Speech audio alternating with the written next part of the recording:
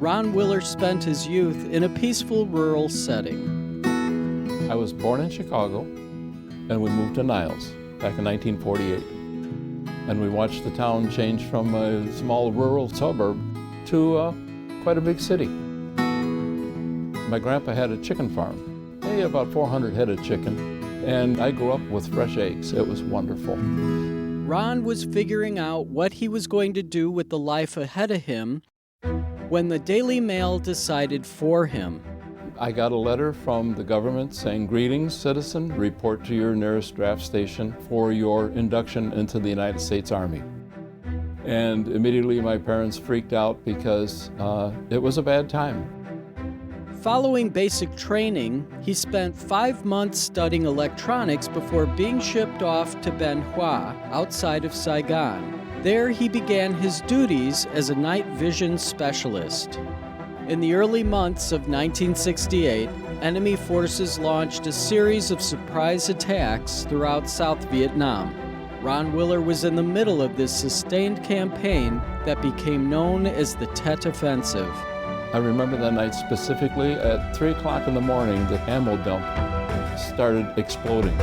And when that occurred, there was such an explosion that every light bulb in our compound burst. Everybody grabbed their weapons, we went into our bunkers, and we awaited orders. For the next 4 months, Ron and his fellow soldiers endured constant enemy shelling, sleeping when they could, often in their uniforms, waiting for the next attack. It's a different form of military. You don't salute officers when you're in combat. You don't polish belt buckles. You don't spit shine your shoes. You just survive.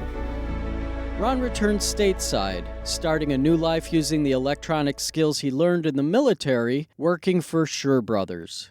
He also got to know some of the people in his neighborhood, specifically a woman named Sal. I married the girl across the street.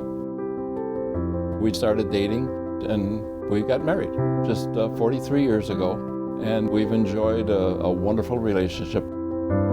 Raising one son, Michael, Ron joined Mount Prospect's Post 1337. He found his calling when he volunteered to be chaplain of the VFW post, providing spiritual comfort for VFW members and their families during times of need.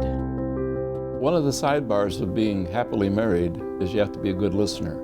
And I feel I'm a pretty good listener. And listening to people's stories helps me empathize and sympathize and help them. I'm proud to be the chaplain.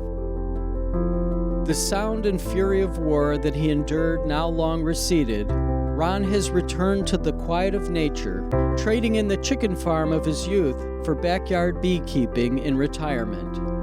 And the chaplain finds true solitude in the quiet power of prayer. Prayer is so important, both for the person who receives a prayer and the person who prays with you. And St. Teresa, she said that the world with prayer is a world with peace.